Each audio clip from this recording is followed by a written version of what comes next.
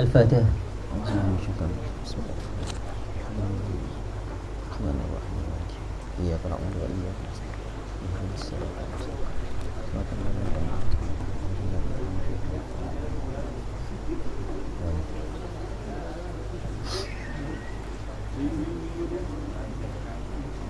Bismillahirrahmanirrahim. Alhamdulillahirabbil alamin wassalatu wassalamu ala asyrafil anbiya'i wal mursalin wa ala alihi wa ashabihi ajma'in. Subhanaka la ilma lana illa ma 'allamtana innaka antal alimul hakim. Rabbi shrah li sadri wa yassir li amri wa hlul 'uqdatam min lisani yafqahu qawli. Amma ba'd.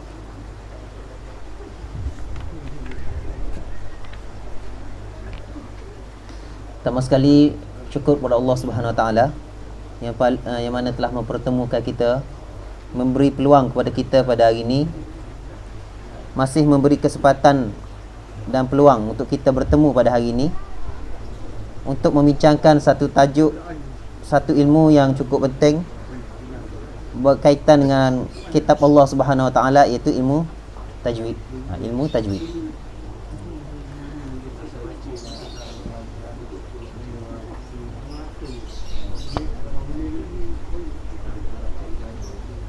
Jadi alhamdulillah, kita sama-sama mengucapkan syukur kepada Allah Taala, yang mana kira jarak masa paling singkat lah kot kita jumpa balik. Biasa kita pisah tu lama sikit, kali ini dekat lah, mungkin dalam sebulan, sebulan lebih kurang lah, sebulan lebih sikit. Yang mana bila kita tak selang jauh ni, insya-Allah lah, kalau lepas tu pelajaran lepas kita tak lupa dah. Nak kelama soal Amo cuba tanya ini boleh jawab lagi lah.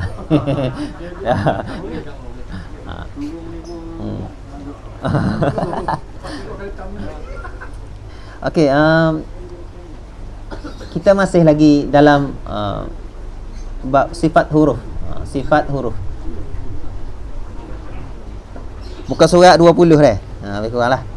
Dia start sifat huruf surat 18. Kita masuk surat 20.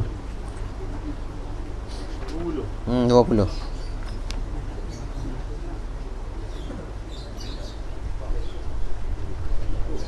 Okey. Kalau nak balik 18 dulu pun boleh. 18 dulu tak? Sekali lalu ada. Okey.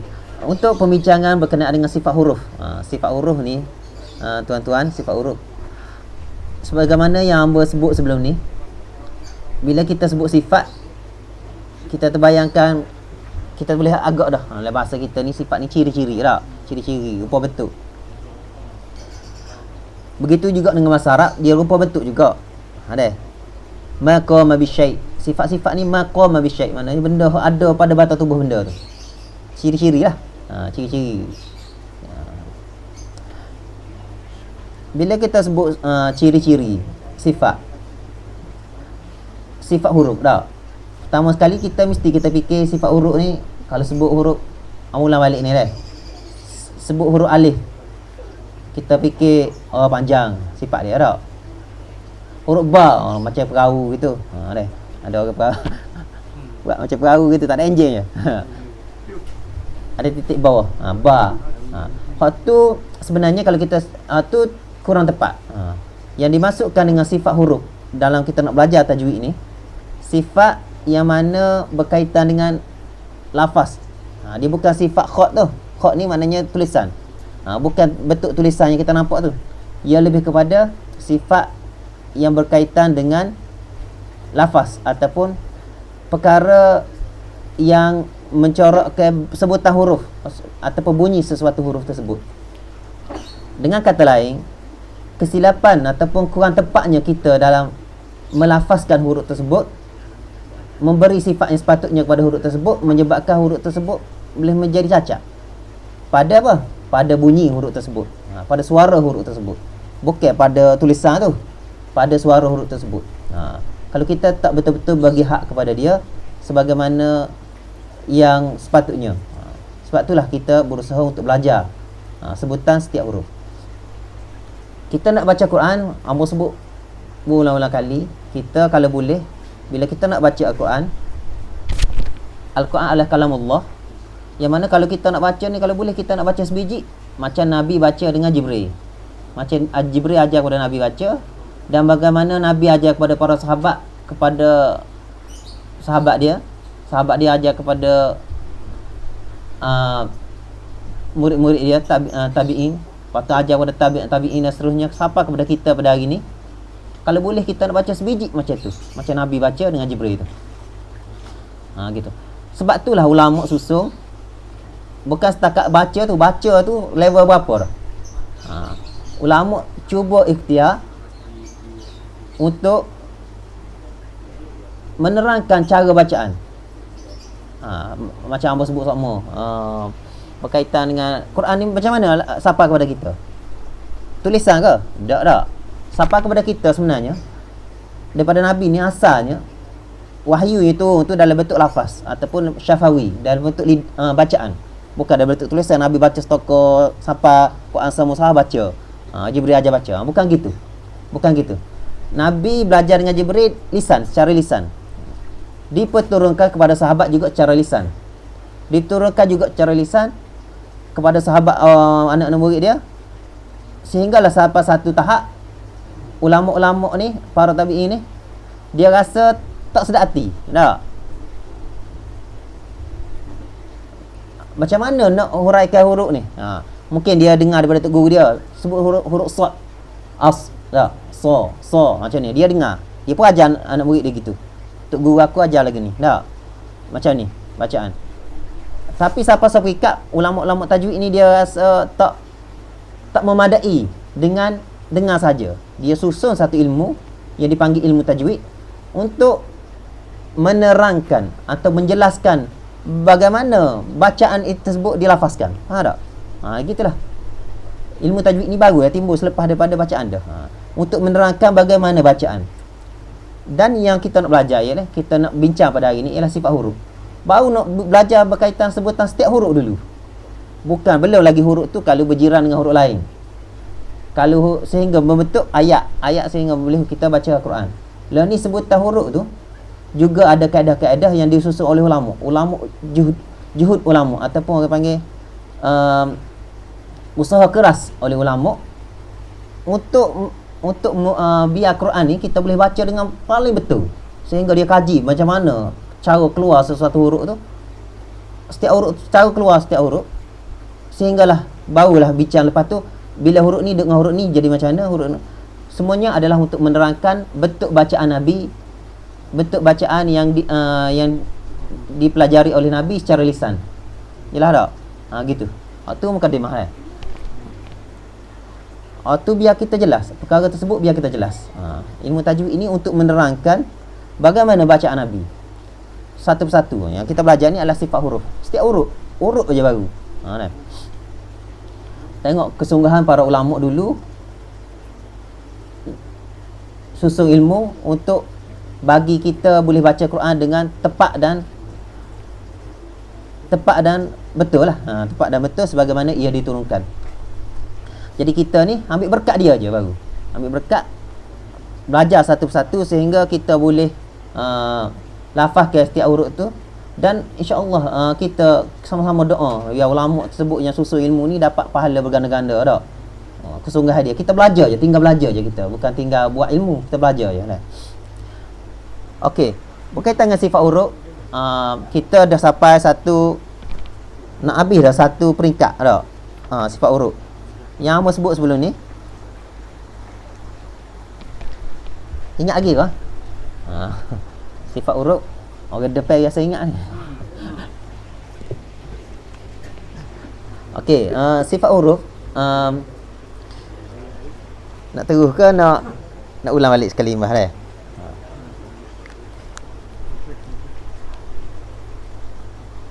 Dalam muka surat yang ke-18 tu,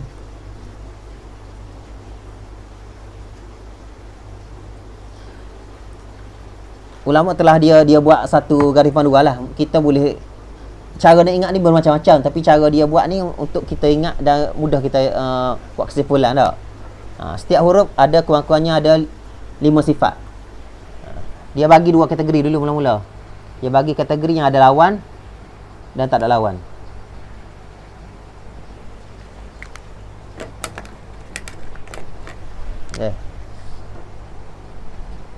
Hamas. Oh. Jahat.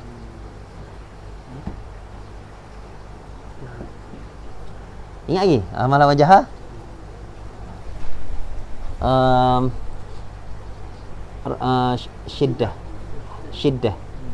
Syiddah lawan rakhawah.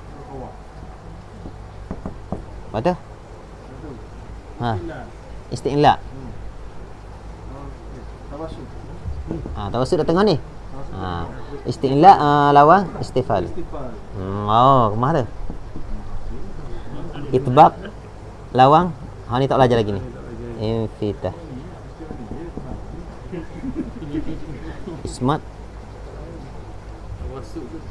Ismat lawan idlaq. Dah. Tawassut ni tawassut. Tak apalah, tak sampai pun. Pertama sekali sifat ni kita kena ingat bahawa dia ada yang nak mudah kita ingatnya, ulama susun dah. Ilmu Jazari susun bahawa sifatnya ada, pertama kali sifatnya berlawan. Hamah lawan jahar, syiddah lawan rakhawah, dia ada tengah isti'la, istifal, itbaq, infitah, ismat, izlaq. Setiap huruf bagi sekali lalu setiap huruf mesti ada sekurang-kurangnya satu sifat daripada mana-mana kategori ni. Ada hamas. Hamas atau jahar dia ada ke tak? Dia ada salah satu hamas. Syiddah, tawassut, rakhawah, mana dia ada? Mungkin di sini, mungkin di sini, mungkin di sini. 2 sifat. Satu huruf kita ambil, huruf hamzah contohnya dia. Dia ada sini. Di sini ke di sini? Di sini. So, sifat dia. Di sini ke di sini? Di sini. 2. Di sini di sini. 3 sifat dia. Faham tak? Antara isti'la dengan istifal. Antara itbaq dengan infitah dia ada mana? Itbaq dengan infitah. Dia ada infitah. Pak ismat ke izlaq, ia ada di ismat. 5. Jadi 5 sifat. Setiap huruf kurang-kurangnya perlu ada 5 sifat. Ingat tak sifat? Apa maksud sifat sini?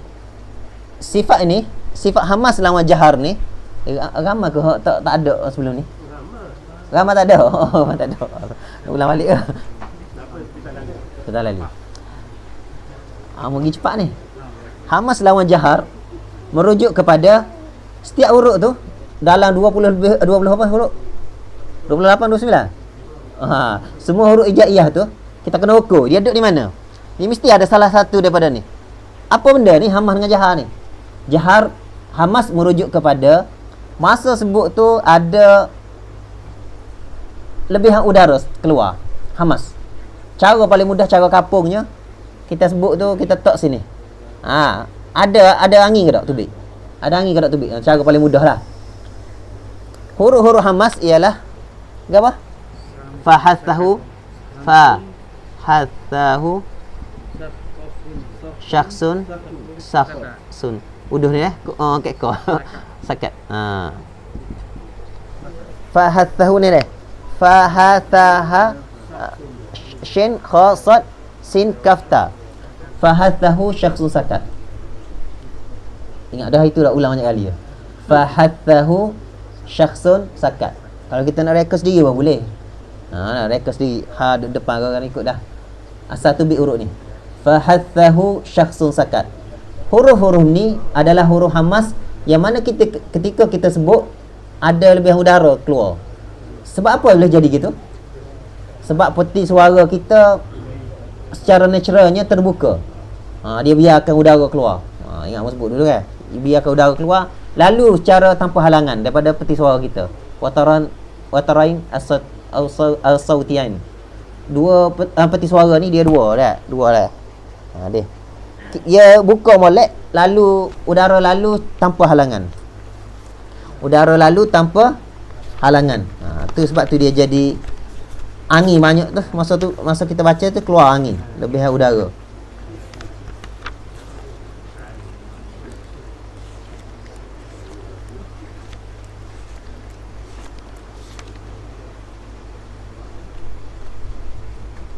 Mana peti suara dah. Ni peti suara kan? Contoh kita lah. Peti suara. Maknanya ketika menyebut huruf hamas, secara naturalnya dia terbuka peti suara kita sehingga udara tu keluar tanpa halangan. Dah. Waktu banyak lebih angin. Dan cara mudah, cara kampungnya kita buat gini dah. Af kita sebut. Matikan dia. Untuk mudahkan dia kita matikan. Af sebut dah. Af. Semua huruf ni. Af. Apa lagi? Ash, akh, as, ak, at. Semua huruf fahathahu syakhsun sakat. Ada lebih udara tu keluar ketika kita sebut. Ada. Manakala lawan dia jahar, apa huruf jahar?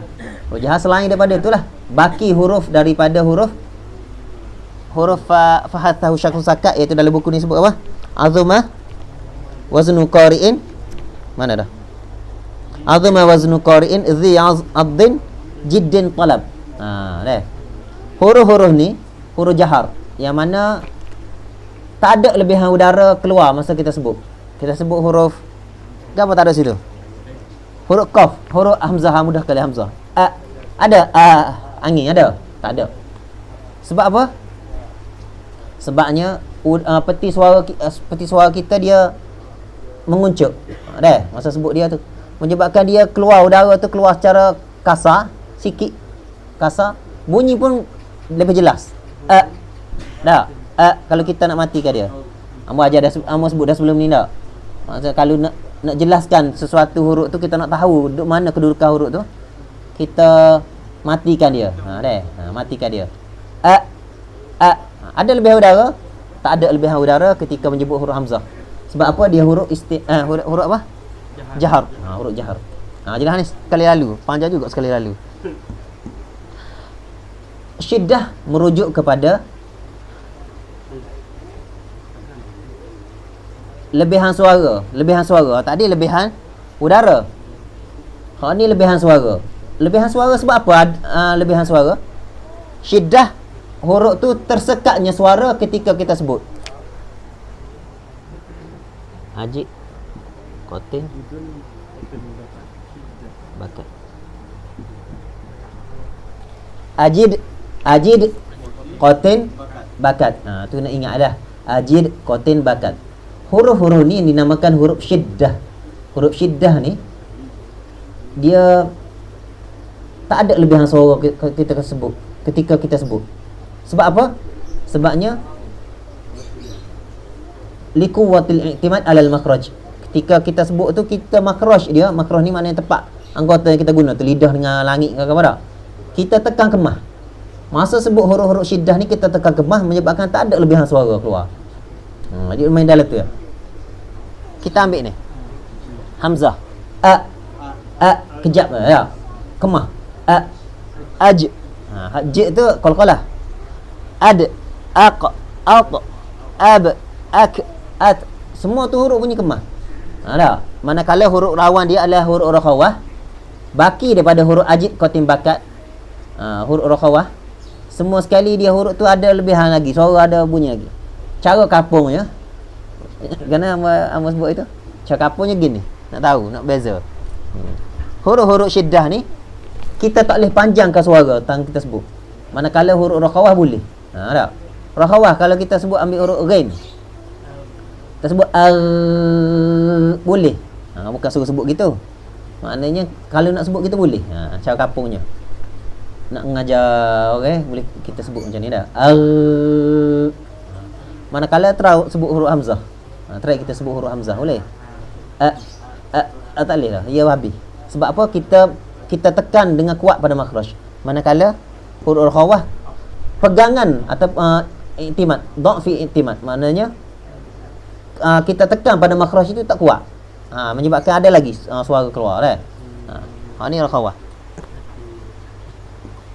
Amun nak ra'i dua-dua dak ra'i orang yang pernah mari, ra'i orang tu gini. Laju sikitlah. Ajid qatim bakat. Apa lalu ingatlah ni dah. Buat kata ajid qatim bakat. Subhanallazi sakhkhara lana hadza wa ma kunna lahu muqrinin. Macam buat kata ajid qatim bakat. Ajid qatim bakat. Manakala seterusnya adalah huruf isti'la. Kena ingat setiap huruf mesti ada salah satu daripada ni. Cukuplah. Salah satu daripada dua ni. Oh, manakala ni tak ingat ni sebut. Ada tengah-tengah di antara syiddah dengan rakhawah. Bila kita sebut syiddah maknanya dia suara sekat. Mana rakhawah suara lepas. Tawassut sifat tengah-tengah di antara syiddah dengan rakhawah. Macam mana automatiknya ada sekat sikit tak sekat sikit lah. Ni gitu. Baina-baina, tengah-tengah. Apa huruf tawassut? Lin Umar. Lin Umar ni ingat cara nak ingat je. Lam nun ain mim ra. Lam nun ain min ra. Sebab tu kita sebut lam secara praktikalnya kita sebut alhamdulillah, kita tak sebut al. Bukan kata kena al dah tu salah. Bukannya al, bukan mati. Apa lagi? Ain, ain dalam Fatihah kita tak sebut iyyaka na'budu. Iyyaka na'budu. Paling dekat dengan kita Fatihah tak? Surah Al-Fatihah kita baca hari-hari. Iyyaka na'budu, kita baca iyyaka na'budu. Sebab apa? Sebab dia kita tak betul-betul lepas suara, kita tak betul-betul sekat suara. Iyyaka tu kurang tepat. Iyyaka na'budu. Kita meraihkan dia sifat dia iaitu tawassut, sifat tengah-tengah. Boleh tak? Sebab tu Amos sebut juga dulu pernah sebelum ni kita sebut alhamdulillahirabbil alamin. Nun tak? Nun di sini tak? Tali alamin. Tak boleh berhenti gitu. Alamin. Berhenti gitu. Yang salahnya juga alamin. Tak ada, bukan ada baris. Bukan ada emat situ. Tapi nun tu kita tak boleh kemaskan dia. Alamin. Gitu ya. Alamin. Tu kurang tepat. Okey, tu faedah kita belajar sifat huruf tak? Boleh dah? Boleh lagi? Okey, boleh lagi. Rakhawah. Rakhawah sekali. Ni tak? Kita faham syiddah so faham rakhawah. Rakhawah dah nun. Kalau nun ni kalau nun ghairil magh, kita lepas sikit dah. Sebab apa dia rakhawah? Ghairil maghdu, ghairil magh. Ada orang baca gitu nak suruh bunyi kemah, kita baca. Dia rasa hebat baca iya ghairil magh. Gitu dah. Kemah bunyi ni. Tapi sebenarnya rakhawah. Ghairil maghdu, magh kita lepas dia. Ghairil maghdu. Antara kesilapan juga kita nak ambil ghain tu, mim tu bunyi tebal dah. Ghain tu tebal, mim tu nipis. Ghairil maghd jadi. Ghairil ma, ghairil ma, ghairil magh. Magh. Ghain tu tebal. Tapi kena lepas sikit sebab apa? Dia rakhawah. Seterusnya isti'la. Isti'la berlawan dengan istifal. Isti'la lawan dengan istifal. Isti'la merujuk pada 7 huruf yang dibaca bunyi dia tebal.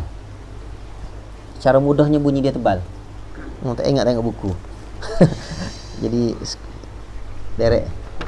Dekat mana isti'la nombor 3. Muka surat 19 tadi. Isti'la ni meninggi, dia kata meninggi gapo? Pangkal lidah kita diangkat masa sebut tu huruf tersebut, menyebabkan udara suara kita ditendang ke langit, ditolak ke langit, tolak langit atas, menyebabkan bunyi gemar. Bunyi gemar tu bunyi padat, apa panggil bunyi gemar, bunyi gemar kan bunyi lebih padu. Bunyi padu. Isti'la ni bunyi tebal. Isti'la bunyi dia tafkhim, tebal, bunyi tebal. Automatik bunyi dia tebal. Nak lukis pun tak pandai sangat. Tapi lidah kita yang angkat gitu. Tak. Payah. Udara akan naik ke langit ni, langit dia. Dia tolak. Pangkal lidah diangkat. Ketika sebut menyebabkan udara ditolak ke atas, dia bunyi ni. Huruf dia ke huruf dia? Huruf dia khussa daghtin kidh. Kenapa? Ni penting kan? Khussa daghtin kidh. Khassat dad ghin ta qaf dha. Bunyi pun padak dah sebut dia tu. Khussa daghtin kidh. Khussa daghtin kidh. Khussa daghtin kidh. Ingat lalu. Ulang banyak kali. Khussa daghtin kidh. Nak ingatlah macam teori lain pun tak apalah. Huruf-huruf khussa daghtin kidh ni ketika sebut pangkal lidah dia akad menyebabkan dia tendang udara ke langit, bunyi dia tebal, bunyi tebal. Huruf ni bunyi tebal. Manakala huruf lawan dia, huruf istifal ni, lidah kita menurun, udara suara jadi menurun. Istifal, sebab tu nama istifal. Cara mudahnya kita tengoklah banding dia. Huruf qaf, huruf yang paling dekat, makros yang dekat-dekat. Itu huruf qaf dengan huruf kaf. Huruf qaf dan huruf kaf. Huruf kaf ni dia isti'la. Khussa daghtin kidh nak qaf. Manakala ada kaf sini. Sini pula dah. Khussa daghtin kita tulis lagi. Khussa daghtin kidh. Kaf ada. Ada kaf, tak ada kaf. Kaf. Adik dia kaf dah, adik dia. Adik dia tak ada sini, kaf. Kaf duduk di istifal. Bila kaf duduk di istifal, kita boleh bezalah. Tak. Cuba kita matikan huruf tersebut, kita sebut aq. Sebut kaf lah. Ak. Kita boleh bayangkan kedudukan lidah kita tak? Beza tak? Aq. Kalau betul lah. Kalau lebih kurang. Aq. Isti'la pada qaf dan istifal pada kaf. Kaf. Itu beza dia. Dia angkat. Bunyi pun bunyi padu. Bunyi kemah. Bunyi tebal. Huruf amba sebut juga huruf huruf apa ni? Isti'la ni. Ada berapa huruf? 7 saja. 1 2 3 4 5 6 7. 7 saja. Huruf hijaiyah ada 20 lebih. Tak? Dekat 30. Maksudnya banyak huruf istifal ke banyak huruf isti'la? Dari segi ni, tebal nipis ni. Istifal banyak. Maknanya bacaan kita pun kena bunyi istifal lah. Tempat-tempat je bunyi tebal tak? Alhamdulillah. Amba sebut apa ni? Qul a'udzu bi ku baru baru satu. Qul a'udzu bi rabbin nas. Nipis belaka tak? Malikin nas, ilahin nas. Tak ada bunyi tebal. Mi syarril waswasil kha. Je puasa tak? Khannas alladhi waswisu fi sad sudurin nas minal jinnati wan nas. Tak ada. Maknanya banyak tebal. Banyak nipis daripada tebal. Allah bunyi gitu tu ada problem lah baca dia kan. Okey jelas penting ni ingat ni khusaratul kis. Sebab apa penting ingat? Sebab seterusnya kita nak masuk dalam yang kita belum belajar lagi, belum sebut lagi, iaitu itbaq dan infitah. Yang ada kaitan secara langsung. Boleh lagi? Boleh tak? Biar pecah kepala sikit. Belajar ni memang gitu dah tak? Kalau nak relax. Ke masa ni biasa buat apa? Tidur dah lagi dah awal lagi ni.